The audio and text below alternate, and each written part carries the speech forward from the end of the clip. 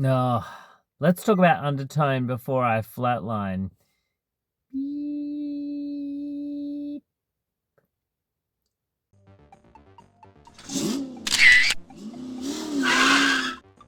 G'day, it's Adam here again with another quick instant movie review on. Well, tonight I saw Undertone. This is a 2025 Canadian supernatural horror film written and directed by Ian Tucson. The film stars Nina Curry as Evie, a woman who hosts a paranormal podcast with her friend Justin, voiced by Adam DeMarco, where she is the skeptic to his believer after Evie moves back home to become the caregiver for her dying mother, played by Michelle Duquette.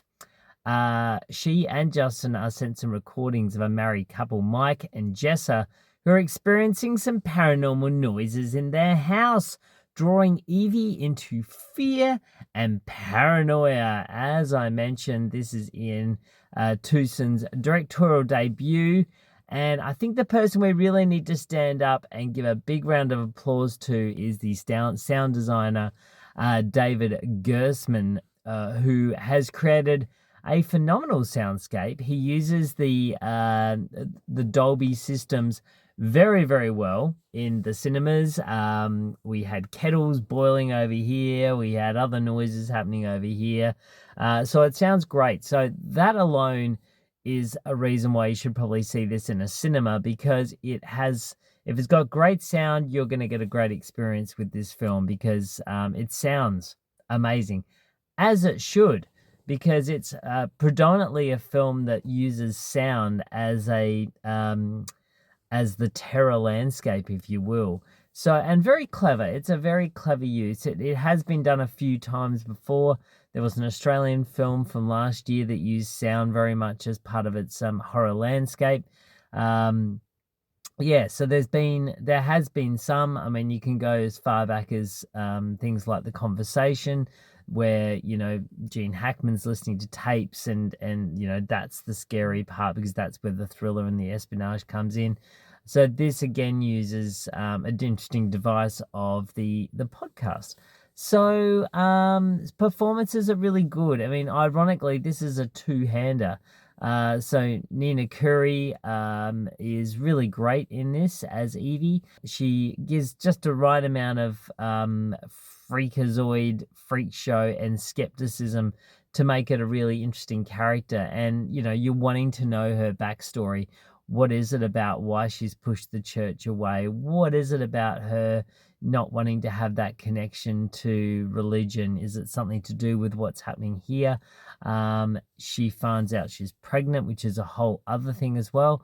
So I think how she deals with that and how she experiences that is pretty good. I mean, I didn't really get a sense like she was completely freaked out or not. But I think as the story unfolds, then obviously her paranoia unfolds as well. Adam DeMarco I thought was good as the voice of Justin. He was he was pretty good.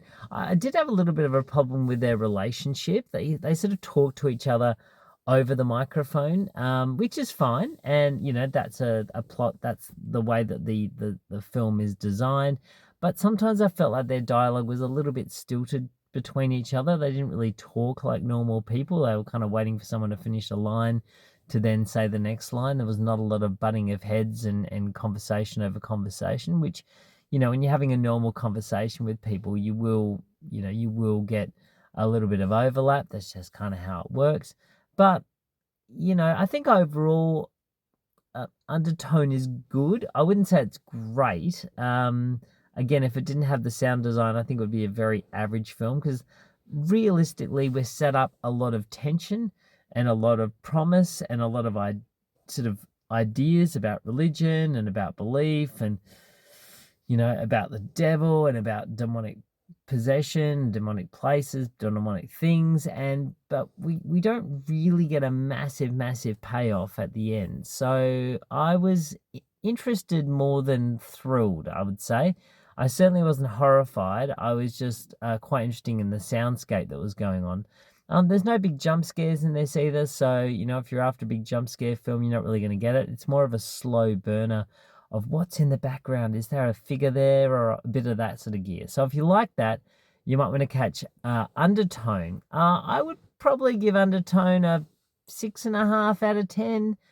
I thought it was fine. I don't think it's going to change the world, but it's well and truly serviceable and great to see in the cinema with a good sound system. So grab your mates and go along and see Undertone. That is my review for tonight.